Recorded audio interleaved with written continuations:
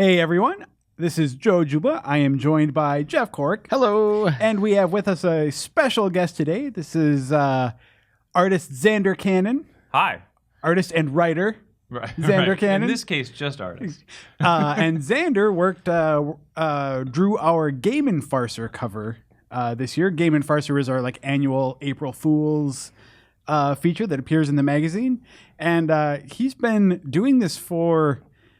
what did we figure out? Almost 12 years? So, is this the 12th cover? This is the 12th one, yeah. So that seems really like a long time. a long legacy here, and we have Zander here, so we can sort of take a look at the process that actually goes into making that piece of art that appears in the magazine. So we're looking at this is a more, not the final one, but the most finished one that you sent us. Yeah, right? This is what I delivered. So I have the Game Informer logo instead of the Game Infarcer, and all the crop marks so that I know exactly where it's gonna cut. So this is, and the interesting thing about this now is that I used to do it all on paper, and now it's all done on the computer. It's sort of put together in Photoshop and a program called Manga Studio EX. Yeah. So the color is all done in Photoshop, and then the inking is done in Manga Studio. So it's to make it. Well, that's a little close. Whoa. Settle down, Zander. Yeah. Yikes. Just turn that off. There we go.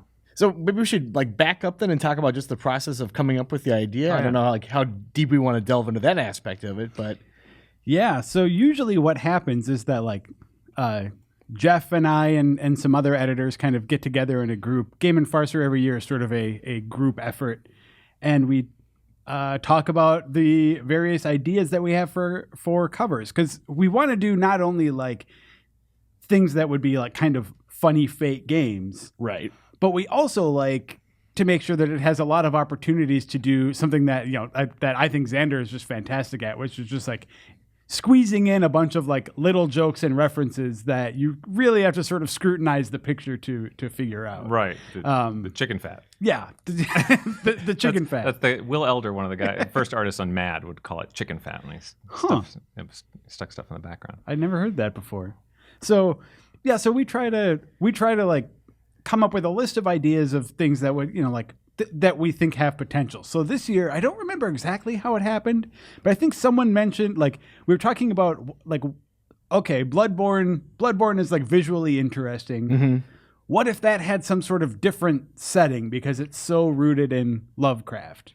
Right. I think it was Kyle. Yeah, and then I think it was Kyle. Yeah, Kyle said something like Susian horror or something like that. And then that's that gave way to all of this. So then once we have the idea, then we call in Zander, and we have a little meeting where we just sort of talk about what we think would be some funny jokes to get in there, and sort of the what we see as sort of the crux of the joke. Mm-hmm. Yeah. And then it's not like we tell Zander all of the jokes to put in there. He does a lot of research on his own and and finds funny things in there too. I'd say that meeting, I guess you tell me if I'm wrong. That meeting, I think we try to set up some basic pillars that the joke is set on, and then sort of fill them in. You guys knew a lot more about Bloodborne than I did, and so it was nice to sort of have you say okay, well, here's here's what the game is like, or here's how we compare it to other games, and then these are the the general idea.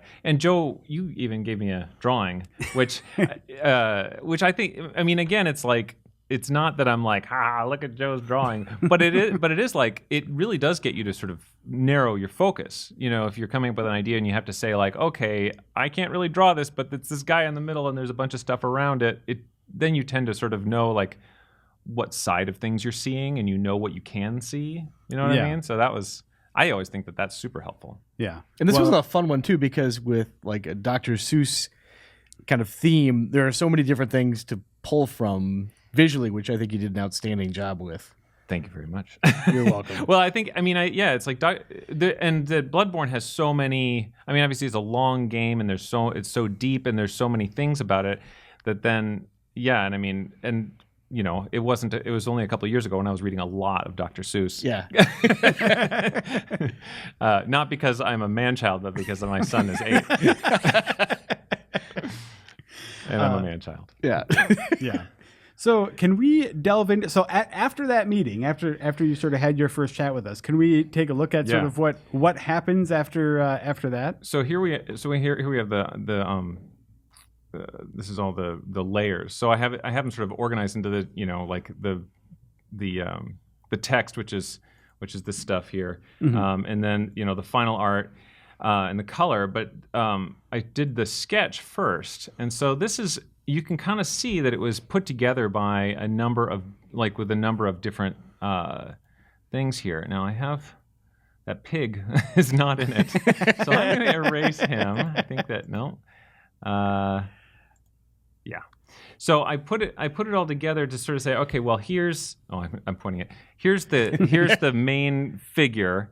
And then okay, here are these background things. So those are done on a separate layer so that I can move them around and adjust things.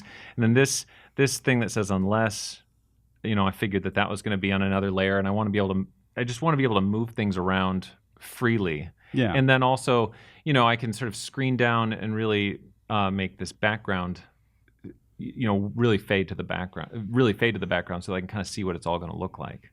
And I think the thing with the Infarcer cover, unlike a typical Game Informer cover, the trick there is unlike, hey, it's a military shooter, so there's just a big guy with a gun on the cover and maybe like an explosion in a burning car. Here you've got to leave enough room for all these jokes that make it interesting, right? So you have dominant image here, and in this case it's like the Sneetch-style warrior. Mm-hmm. But he isn't maybe taking up as much real estate as you would see like on a traditional cover. But I would imagine balancing all that stuff has to be... Yeah, and pretty tough. And one of the nice things about doing this digitally is that I can have this Sneetch be like, let's see, I think I don't know where the heck it is, but I can have the Sneetch be sort of like front and center, and then I can make him bigger or smaller and really figure it out, like figure all that stuff out before I have to commit. Yeah. And I mean, when you're doing it on paper, for all its pluses, it's like I made a mistake in that this is a beautiful drawing, but it's 1 inch to the left where it's supposed to be. Well, too bad. I guess you're starting over. So that's kind of nice, and that I can really sort of tweak it around like that. Yeah. So now this looks really, really similar to the final version of it, more or less, in terms of like layout and where everything is, right? Yeah, pretty well. I moved everything around so that it would be in the right spot because I work right in this document all the time. Mm-hmm. So like then I'm going to go into the final art. Now, first, let's take away the inks and show the pencils, which these are pretty dark, so they kind of look like. So they pretty much look like the final stuff. You can, if you look in closely, you can see that it's done with sort of a semi-opaque thing. And I'm not quite so careful with the lines. I mean, I know what I'm doing here, and I know that I'm going to sort of go around and make things pretty much approximately the way they are, but I'm not going to be very careful about these lines. And so there's going to be like little, things, and you can see these little clipped areas means that I've moved it around. Oh, and sort of figured out where it's going to be. I mean, that sort of like composition stuff, I think, is so much more important than rendering, because it's like if you have something that's badly composed, it's really hard to fix it with rendering. It just sometimes you can, if it's close, but I really try to make sure that everything's in the exact right spot before I really move on. So just so we can make you reevaluate your rate, how much time have you put into this cover at this point? At this point, yeah. I mean, at this point, this comes together pretty quick, and you can see that like the Sneetch was pretty well, like I had all the jokes really, like I had this gun, pretty much the flit, and that's a reference to like these ads that Dr. Seuss used to do before he did children's books for an insecticide, and so I wanted to have that for the fire flamethrower. Yeah, and like all the stuff is there. The Bartholomew Cubbins hat, situation. The hat situation. And the axe from the Sneeches, or from the Lorax. But yeah, so I mean, that was pretty close. And so then going into the pencils is not too hard. And I mean, yeah, I don't know how much time I'd really spent on this. Probably many more hours in the past. I've gotten fairly efficient at it, so it probably was, 3 or 4 or 5 hours, maybe something like that. Okay. So, oops. There we go. So then from there, sometimes I do inks first, but a lot of times what I'll do is I'll do a little bit of color. Like I'll say, all right, I want to. Oops, not that much. Those are just too many colors. Yeah, that's like it's practically done. Just a little splash. Yeah, let's just we can look at the little bit that I did because oh man.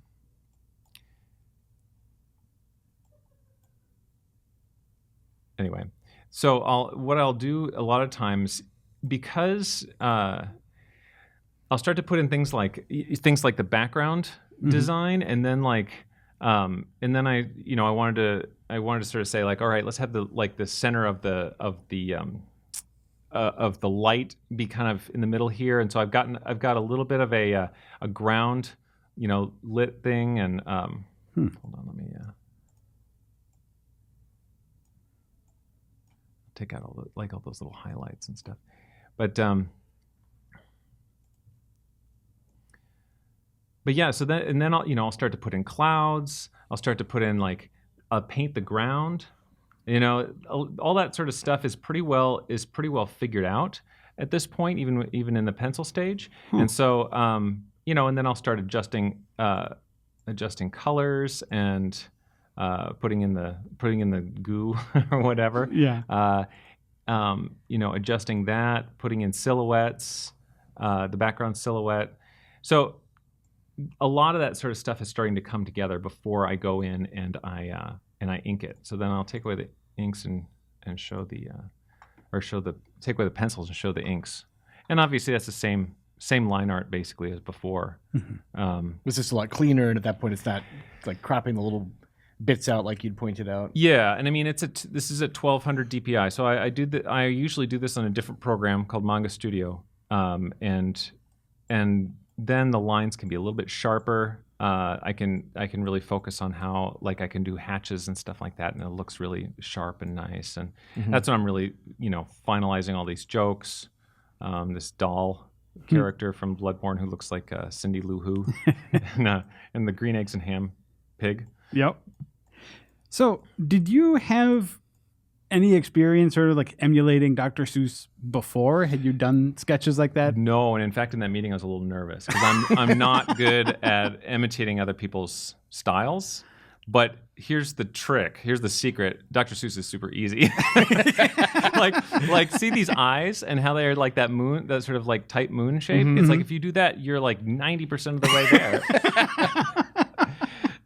I didn't even really have to adjust my line quality because that's just the way that Dr. Seuss does it, at least in certain eras of his career. And then, and then I just copied the cat, and that's a crow that's from the Lorax. I didn't even.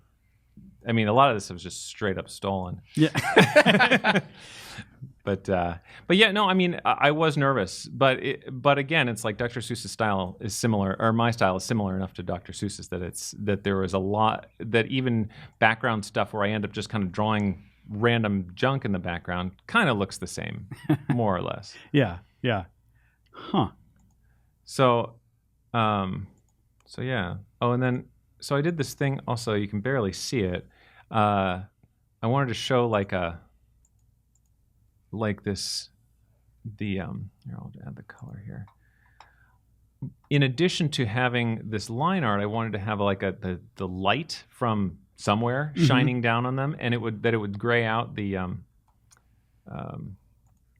line art as well instead of just the color. Right. And that that kind of gives it a little bit more atmosphere. And since this is going to be in a digital, it's going to be sort of I don't know how exactly you do it in the magazine, but it works well in the magazine. Yeah.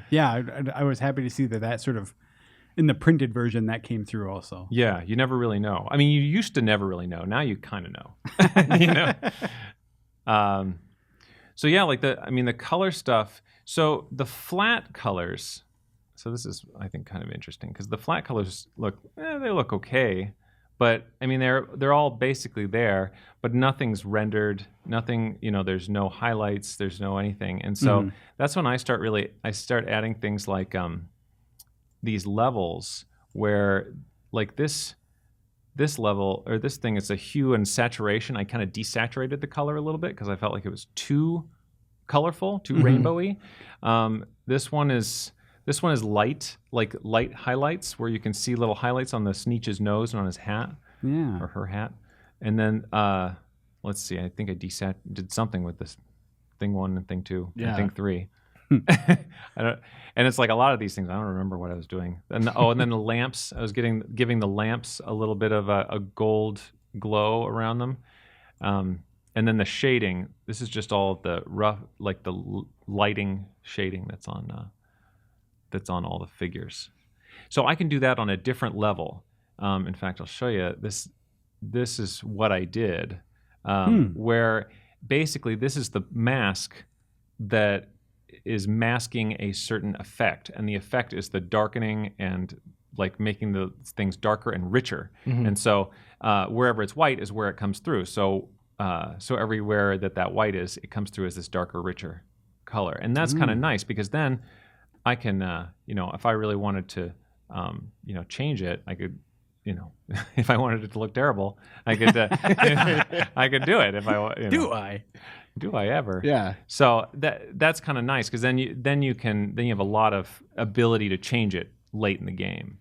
It's interesting with like Dr. Seuss, the original books. Your mind, maybe if you haven't looked at them in a long time, kind of fills in a much larger color palette than actually exists in the printed books too. Like there's only 2 or 3 colors per page in like most of those, like Cat in the Hat and everything. Right, and that the Grinch isn't even green. Yeah, like you exactly.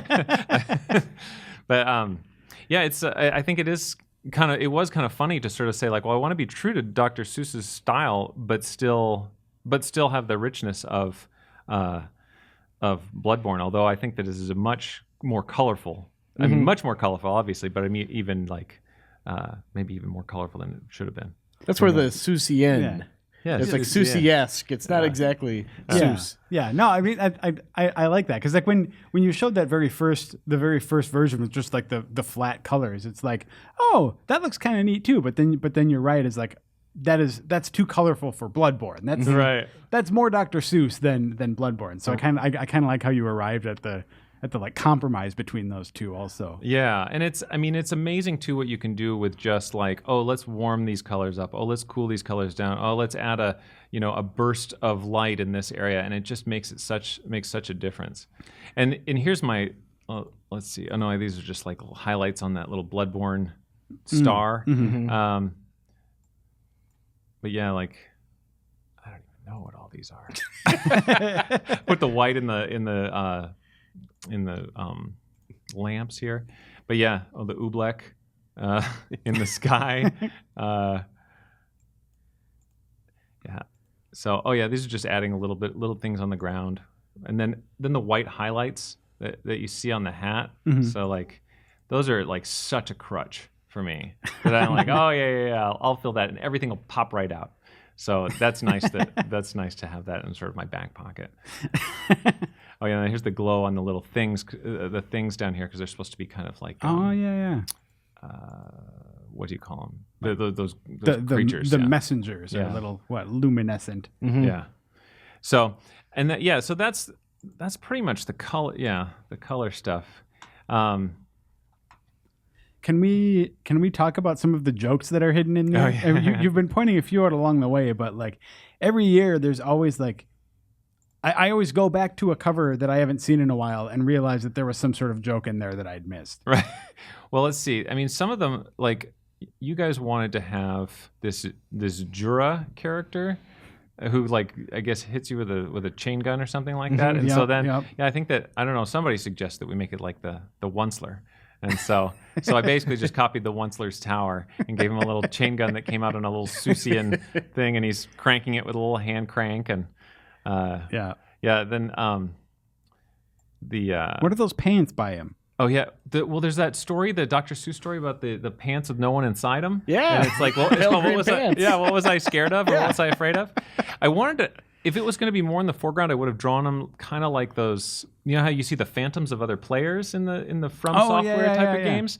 Yeah, I wanted to have that, but it was just a little bit too. It was just a little too subtle for that size of drawing. Yeah. And then those giant crows that are in Bloodborne that are attacking you, and so that's a crow from the Lorax. And of course, there's the cat in the hat, and he's got a rake. I think the villagers have rakes in Bloodborne. Is that right? They have all kinds of weird improvised weapons, I think. Yeah. And then there was some creature that had a brick or a big stone or something like that. So I got this. This was like my choice because I really like from one fish, two fish, red fish, blue fish. There's a little thing where the brother and sister have this thing that says, "Look what we found in the park in the dark. We will bring it home. We will call it Clark." It was something like, "We will feed him. He will grow and grow. Will our mother like this? We don't know." Which I always thought was this really great, sinister. Like, what are you doing? So that's Clark. That's Clark. Yeah, but like with his the accessories of whatever that thing is in Bloodborne. Yeah. Let's see that we got the flit that I talked about. These are this is the little guys what would you call it? It was like a little car that he drove in the Sneetches, and his name was Sylvester McMonkey McBean. Yeah. And so he has a little McBee there. And then, don't do that. Whoa, terrifying. The pig, that's Cindy Lou Who. And this is one of the Who's from Horton Hears a Who. That they're so small that you can barely... that you can't see them. Mm-hmm. We've got truffle-trees there. Oh yeah, truffle-trees. Yeah, truffle-trees. That's where a lot of the color comes from. You can't really make truffle-trees gray. It doesn't seem right. And then how you get those little messages. And I think that Kyle had been talking about somebody here who's like the specialist at the Dark Souls games in Bloodborne, or they basically just got to get good. You got get good. Yeah. So that's your hint. But I did it with the letters from On Beyond Zebra, which is Dr. Seuss's after the alphabet. So his extra letters. So I kind of like edited them so that they look like regular letters instead of like the weird letters that they were. But yeah, that was my little. That is totally awesome. I didn't even. Yeah, that's cool. Yeah, so that was really fun to do, and that was just like my dumb little joke, and I'm like, well, I hope somebody gets this. Probably no one will. Who cares? Well, they will now. We told them. Yeah. Is that fish from was it McGilligan's pool? Yeah, or all of them. I was thinking of the humming fish from the Lorax. Okay. Where they had to go and climb out and on their fins and go somewhere. But there are those weird like torso monsters in Bloodborne that's supposed to be based off of, like down in the channel. Yeah, they have little hats. Waterway, yeah. Yeah. And then the hats here are I said the Bartholomew Cubbins and the 500 hats. Mm-hmm. And I think that Joe, was this your gag? The places you'll die. I don't remember. I don't think I can take credit for it. I think it was Hansen, maybe. Yeah. Oh, Hansen. But Tim. This was the weapon that the person whose Let's Play I watched was using mostly. And this is a pet Zeep from I think it's also from One Fish Two Fish, where like now the day is over and we will sleep with our pet Zeep, and now he's sleeping forever. Looks very content though. And then the coffins that have unless, like the Lorax. I think that Jeff, I think you suggested that. Yeah, I think that was my fault. Yeah, no. Yeah. And isn't it so? Aren't these guys in the game are really unfriendly? Like if you go talk to a person at a door, they'll like go away. Oh yeah, no one opens the door for you. Yep, exactly. So yeah, I wanted to have something from Marvin K. Mooney. Will you please go now? So I think that. Yeah. What about the cork in the gun? Oh, there are a couple cork pop guns in in Dr. Seuss. I guess that wasn't anything specific, but just, I don't know, making it silly and light, I guess. Yeah, and the axe is the same from like the Truffle of Trees from the Lorax. I think that there was a potential to make the joke it just said lore on it, so it'd be the lore axe. Yeah. But, no, I think this worked out better. Yeah. So he's a star-bellied Sneetch, too. Yeah. We wouldn't want to overload this with jokes. No. We would never want to do something so over the top. But yeah, so yeah, I mean, and so the funny thing about this is I'd never played Bloodborne and still haven't because I don't have the right stuff. I don't have the right machine for it. But it made me want to play Dark Souls. which is the worst. Which you've been going back to and playing after doing this cover, right? Yeah, totally. Yeah, it's the only game I play now. And I'm like, yeah, because I felt like I'd lost my gamer bona fides because I'd just been playing like Minecraft and Lego games with my son, and so it's like, oh no, all right, I'm gonna get it back, but good by playing the hardest game in the universe. But yeah, so yeah, that's what comes of spending. I don't know. So I probably spent about a week on this. I used to spend more like 2.5 weeks because I wasn't really used to color. Like color was always a little bit of reinventing the wheel for me. Mm-hmm. But now that my comic is full color and I'm coloring all the time, it's like I think in color now. So I don't. It's not an afterthought. Like I just think, all right, let's make this green background, and that's like a good start instead of only thinking about color once I'm already done almost. So in past covers, did you use like gouache or watercolor, or what did you use? No, actually, I always computer colored. Always, but yeah, okay. but a lot of times I did all the line art on paper. Okay. So yes, I sold the BioShock cover to somebody. Oh, so very cool. I know it. He got a good deal on that. So if someone likes the art that they've seen in your magazine or seen in our magazine for the last decade, where else can they see your work now? Well, it's funny you should mention that, Joe. But my main job is that I do a comic book called Kaiju Max, which is about a prison for giant monsters. That's like HBO's Oz. So there's monster drugs and monster gangs and monster violence. And that's published by Oni Press. And the second season is about to start. Mm-hmm. I also did a book a couple years ago called Heck, which is about a guy who finds a portal to hell in his basement. And I don't know, that's a pretty good book. Yeah. Some people seem to like it all right. People seem to like it. Yeah. Won some awards. And not only that, Heck was Eisner nominated. Yeah, right? Eisner nominated, and it won an award from Penn State for something. I don't know. Yeah, yeah, it's nice. I don't remember what it was. Yeah. But, all right. Well, we won't let you slum with us. Yeah. I've been slumming with you guys for 12 years. Well, you were slumming with me for the first 11 and a half years. So that's nice. All right. Well, thanks so much for stopping by and talking to us about this. It's always fascinating to see the process and to see that it's so much more complex, I think, than a lot of people assume it is. Right. Well, and it's and it doesn't have to be so complex, but I try to make it so that it can be changed at the last minute. If you guys, you mean Game Informer guys, want it changed. We do that sometimes. All right. Well, thanks for stopping by, Jeff. Thanks for sitting in. Yeah. And we'll see you next year. Yeah.